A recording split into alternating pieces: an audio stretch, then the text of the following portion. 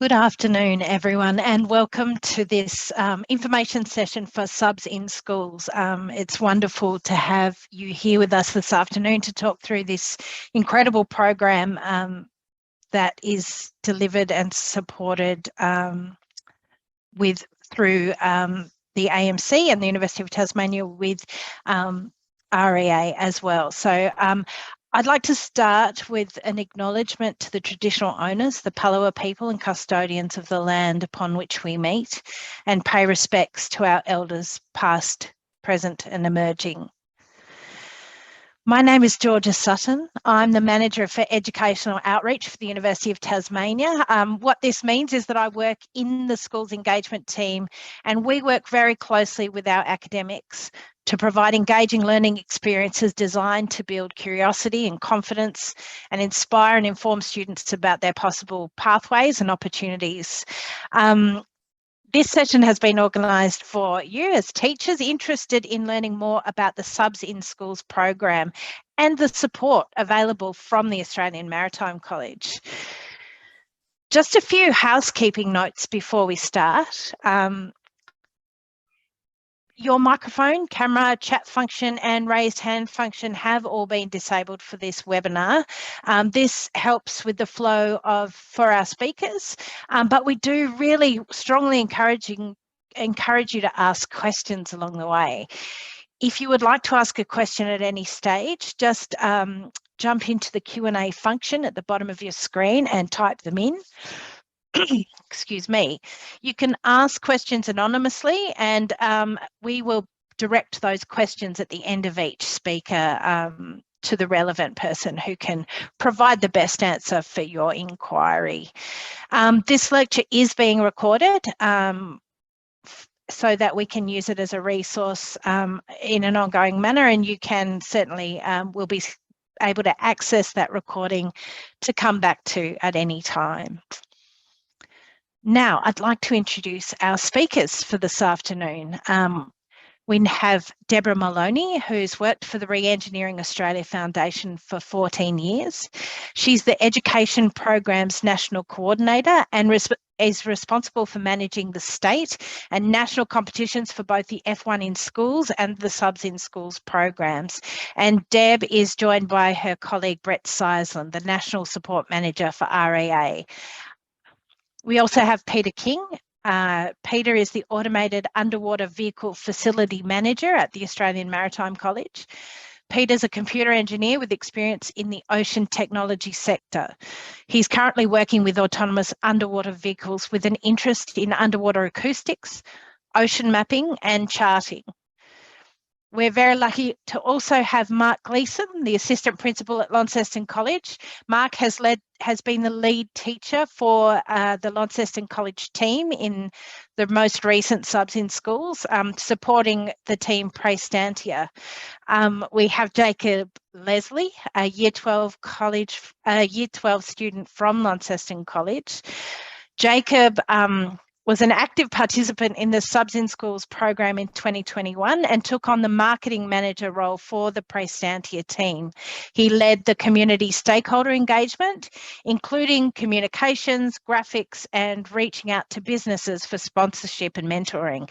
So we'll hear more from each of these speakers as we go along.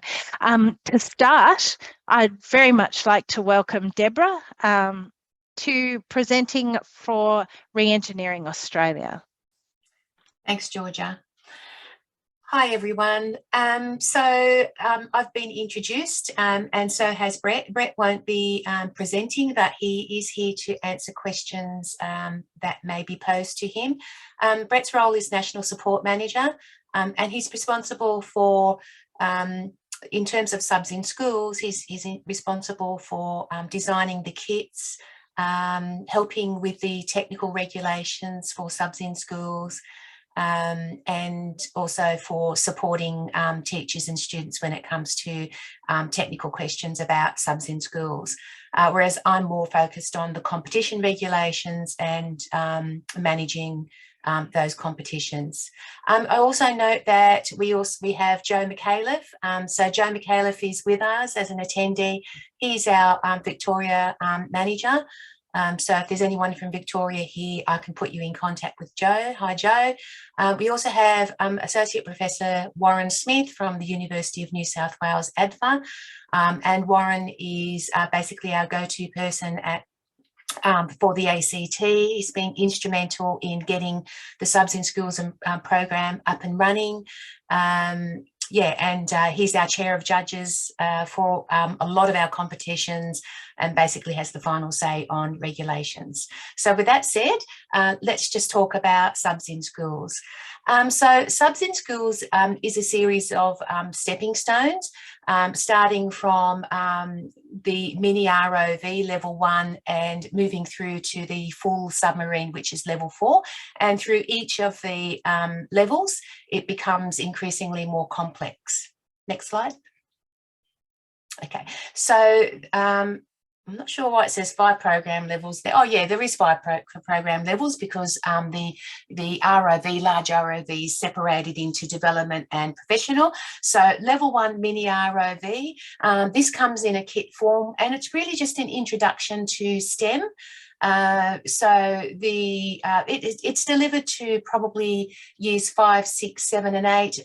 But in WA, we have kids as young as, in probably, 3rd grade and 4th grade undertaking the mini ROV.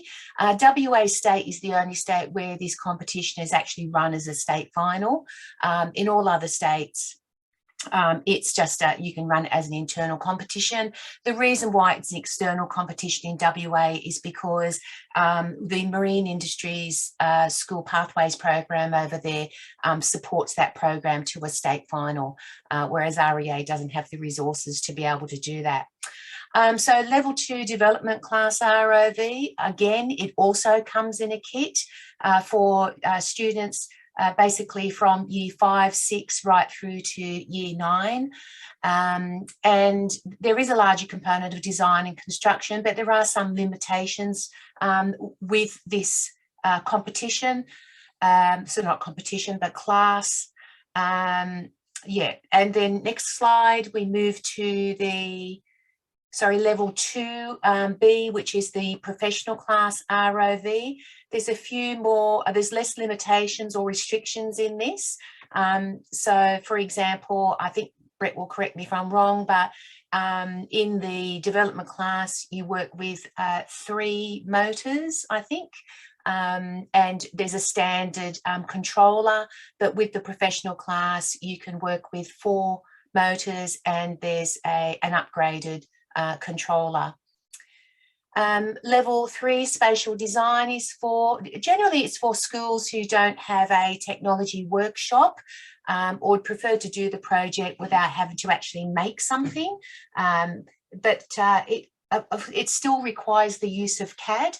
And as it says there on the slide, it talks about students making a bid for the design of an accommodation space. It also can be a kitchen galley space as well. It uses CAD and virtual reality. It's designed for students basically from year 7 through to year 12. And next slide. And so this is the most complex of our classes of competition, level 4 submarine. Again, it does come in a kit, but it's very, very complicated. So we did originally design this class of competition for year 11 and 12 students, but we were quickly told by teachers that we should open it up to even year 7s, and indeed we have had year 7s participate in level 4 submarine and do very, very well. So then we decided to open it up to year 7 to year 12 students. So yeah, very complex. We provide build manuals and things like that, but and we've, the first submarine kit that we started with was okay for the first couple of years, but now the kit that we have currently available is far more sophisticated and superior. Next slide, please. Thank you. So in terms of the outcomes and deeper learning, it's not just, none of our programs are not just about the model that they design and build and trial, or in the case of F1 in Schools, race. Our programs also involve a lot more than just the technical or the engineering side of things. So as part of a competition, for most of the classes except the mini ROV, there is a requirement for students to produce project portfolios. So, for example, they produce an engineering portfolio, and that portfolio is all about their CAD, their manufacturing, the design process, things that went wrong, evaluation, going back to the drawing board and refining. The trade display is also another fairly large component where the students produce a physical display within an expo style booth at state and national finals, and it's really a marketing initiative. It says here that it's designed to pitch their team to prospective sponsors and investors. So if you think about, a very large commercial expo, for example, the trade displays are set up to attract buyers or customers or sponsors. And it's the same with our trade display. We also very strongly encourage links to industry, and there is a component of what's called collaboration within the competition criteria.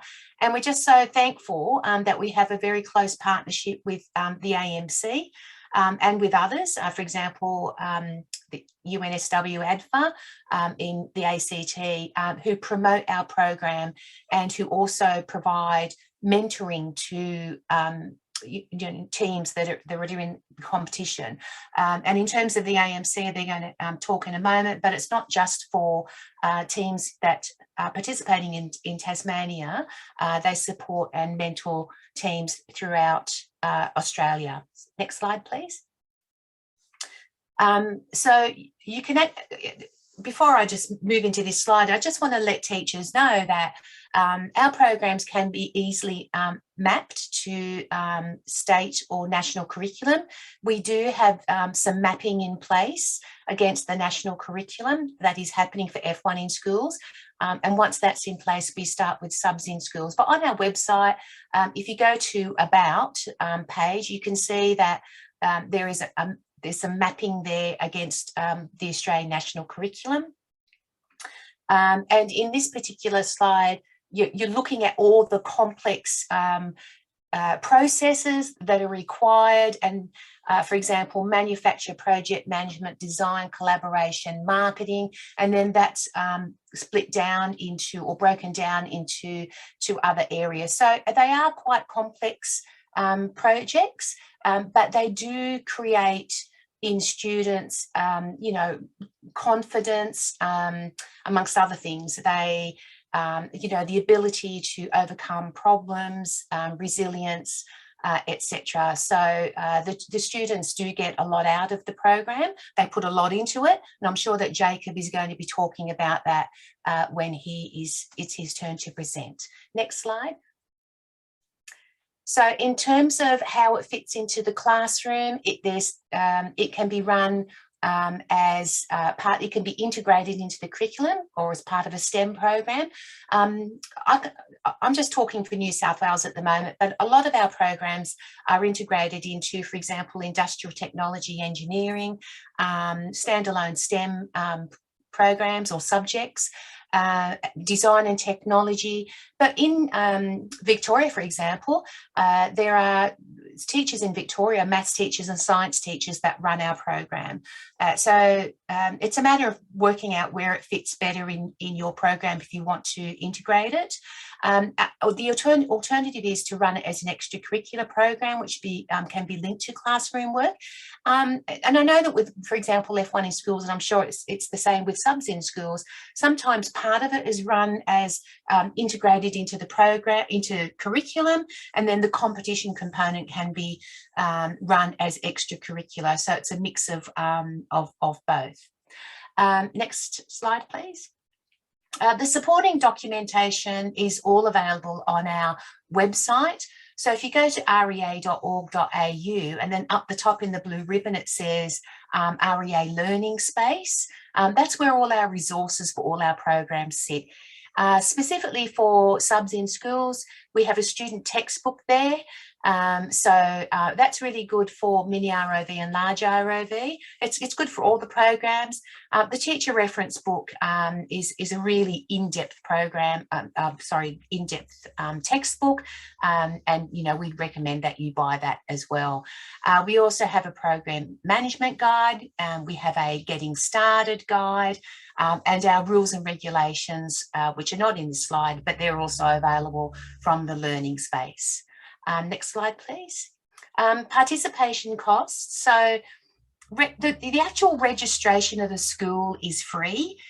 We do say that if you're using our IP, downloading our resources and delivering our programs in your schools, regardless of whether you're intending to submit teams into the competition, we do ask that you register your school. And that makes us aware of you being out there.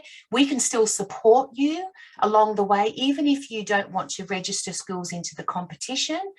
We're there to support you. We can pass on your details to the AMC if you want to get mentoring for the program or for your teams. The industry mentors are free, and we can help to connect you to industry when you register your school.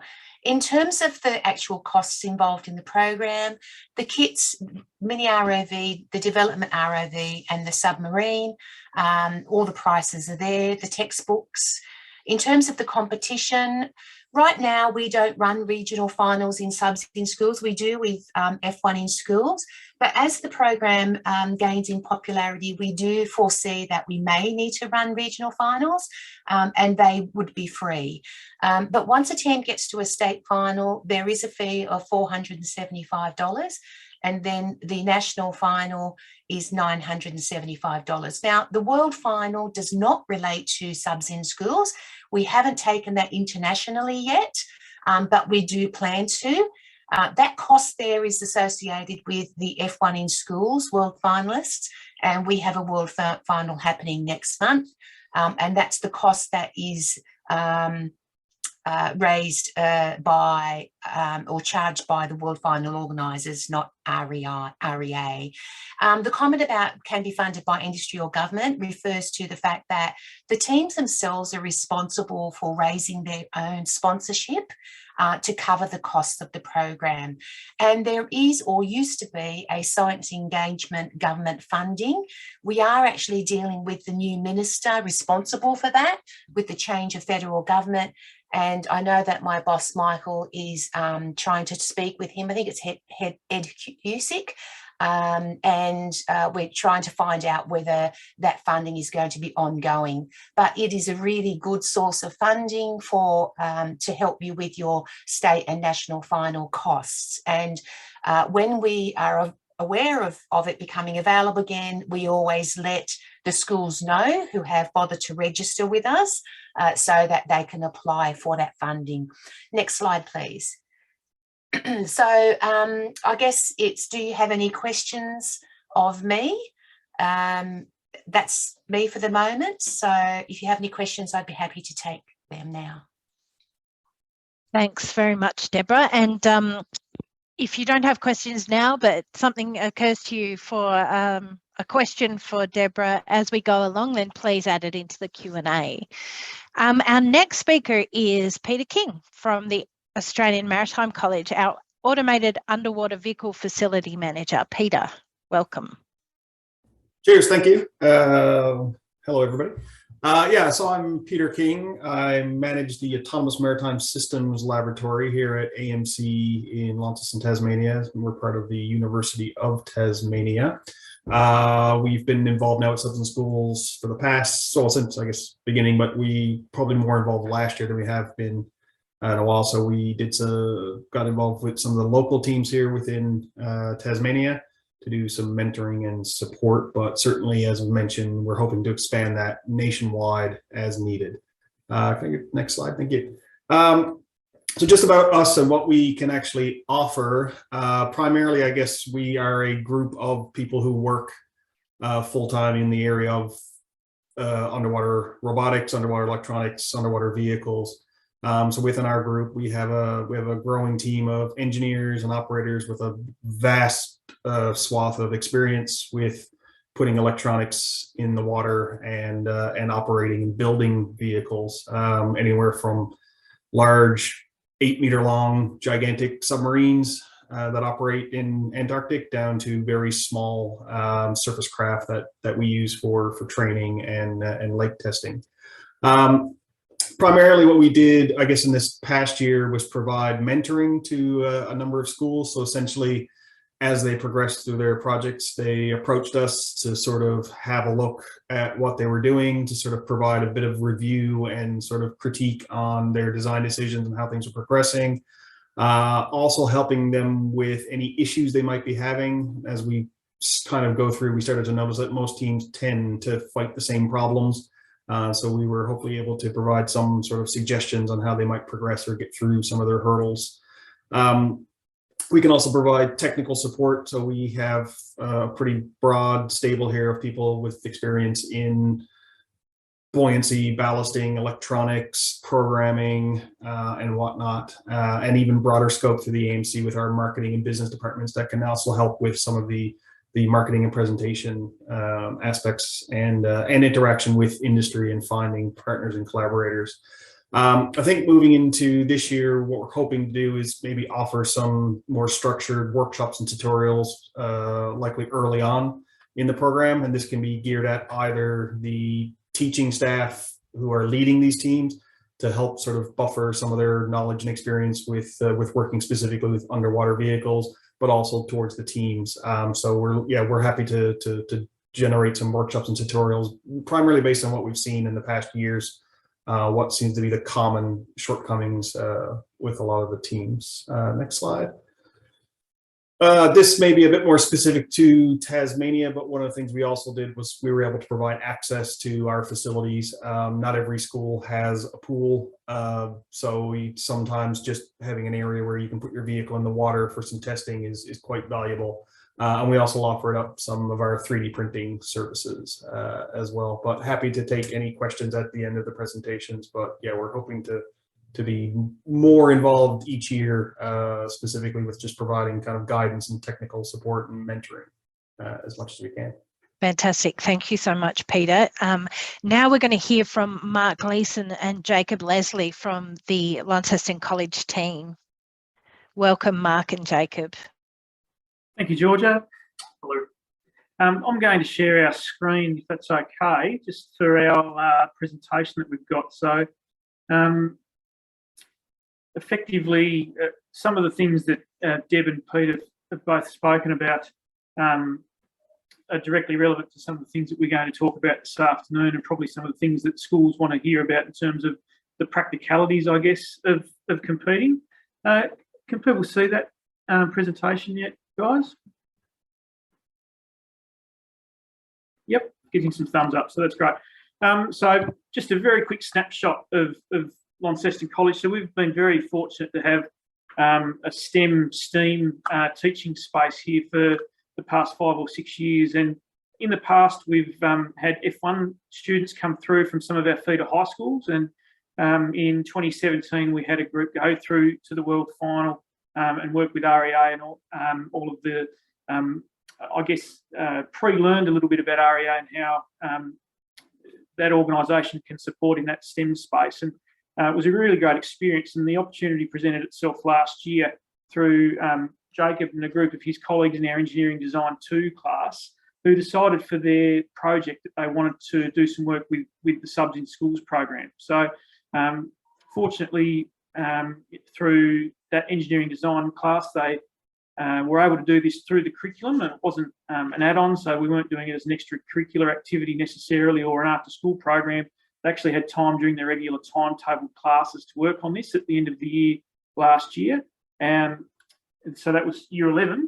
And then for year 12, they were lucky enough to finish as the winners for the state final in Tasmania and go through to the national final this year. So that became an out-of-hours project for them, along with all of the other things that they're doing in grade 12. So these are some of the things that we do through our program at LC.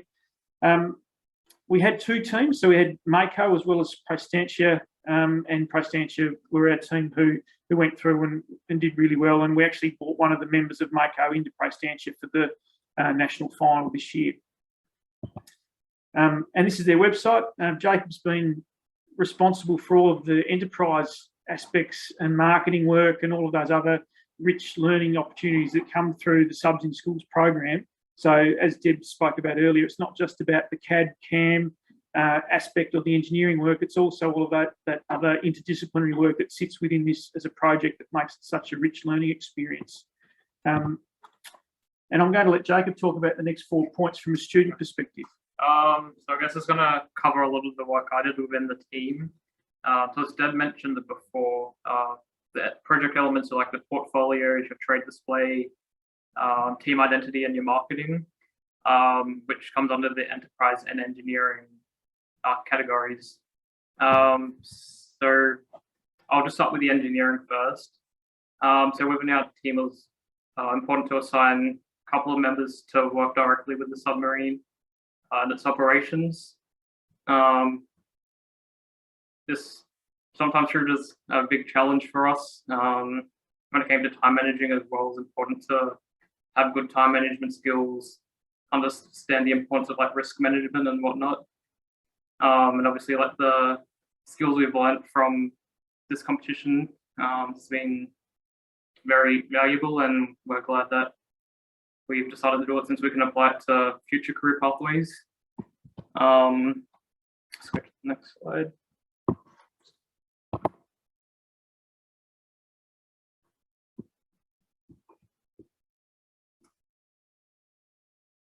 Looks like our slideshow may have stalled, guys. Can everyone still see that? Oh, here we go. Go back one. So now to our portfolios. So these are just a couple of screenshots from our enterprise portfolio. So as Deb was mentioning before with the regulations, these outline what has to be covered within the portfolios. And it's like a really valuable experience for the team to reflect on our journey throughout the year and gain feedback on what we need to improve on. It's very critical coming from a state final stage to a national final level. Like as I said before, we can understand what we need to improve to further up our game and our project elements. And also this is applied to the engineering part of it as well. So in the engineering portfolio, we have to document our prototyping, testing, ideation, and how we use CAD and CAM to produce our submarine. Now this is where my main area of work came into, was the trade display, team identity, and the marketing. So it's very important for each team within the competition to have an identity so that they can be identified within the community with sponsors and industry partners. So obviously you have to come up with like a team name.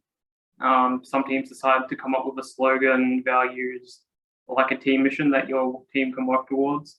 It just adds on to your marketing aspects of things. And with the marketing side of things, it's important to have a strong social media presence, as that's where a lot of our interactions happen within the community. And with our trade display as well, it's really important to reflect our team identity branding within this, so that visitors at the event, community, sponsors and whatnot can identify us as a team, I guess. I might kick off there for the next part then, Jacob. So well done.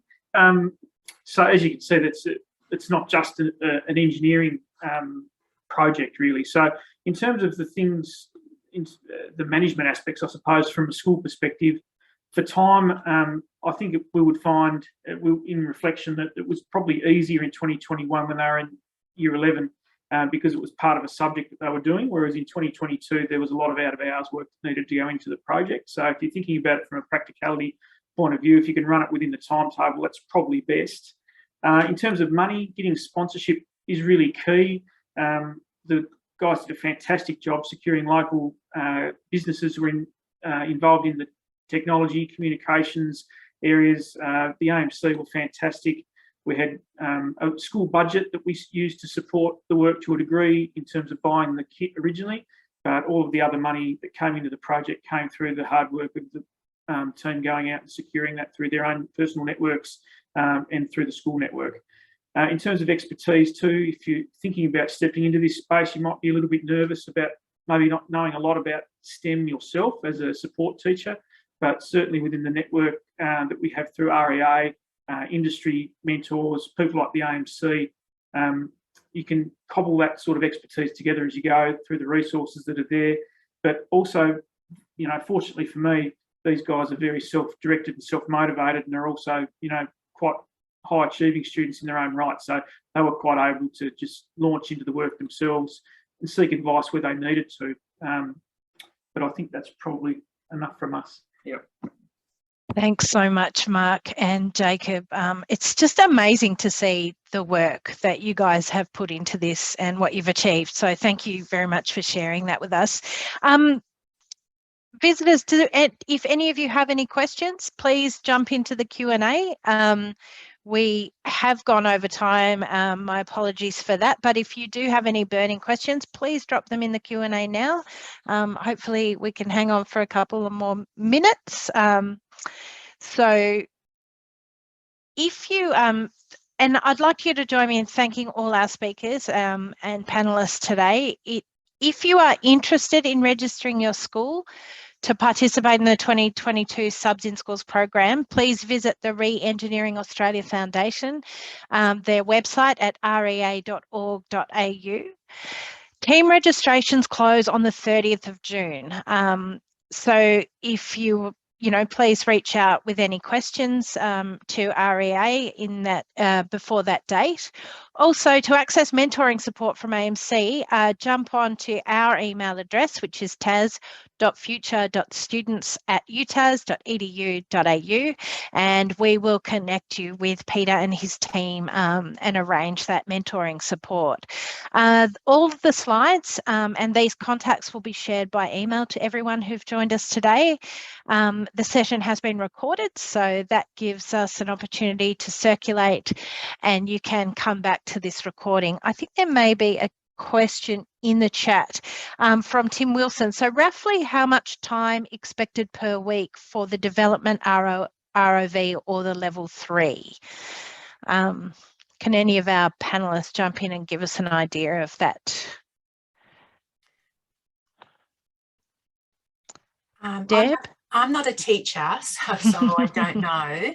But Mark, can you give us an idea of in year 11? It was integrated into a subject, wasn't it? Yeah, so without knowing the specifics of the demands of those two classes, because we were operating at that other end, it's one of those things where you can put as much time into it as you really wanted. If you're looking for a minimum time requirement, I think for us, so 12 hours a week. Yeah, 2 hours a week with I guess you're trying to have a team of students who are collaborating together that probably have different strengths in different areas of the project. So if you can get a really strong team together with a mentor a couple of hours a week, I think would probably be a minimum. Yeah. At the start of the competition, we weren't spending a lot of time, but as we got closer to finals, probably the increase of work meant that we're probably spending close to about 7-8 hours a week working on it. But yeah. Yeah. And I'd just also like to point out that the development class, ROV, large ROV class, is not as complex in terms of the model as the submarine, but it does still require teams to address all of the other judging criteria. With their trade display, it's a much more simplified display. and the portfolios for development class are limited to 7 pages, whereas in the professional class they're 11 pages. So there are some restrictions on the on the level 2 development class to make it more achievable. But I guess what I could do is, sorry, Tim, I'm not sure where you're from, but if you wanted to get in contact with me at REA or call the office tomorrow, for example, I could research who has done development class in the past and put you onto a teacher who's actually run that particular class of competition. Fantastic, thank you. Are there any more questions before we wind up? Nothing's appearing in the Q&A. So thanks again, panelists. Thanks for joining us. Please reach out to REA or to AMC through the TAS Future Students website email address. And we look forward to seeing your teams come through for Subs in Schools for 2022 and beyond. Thank you.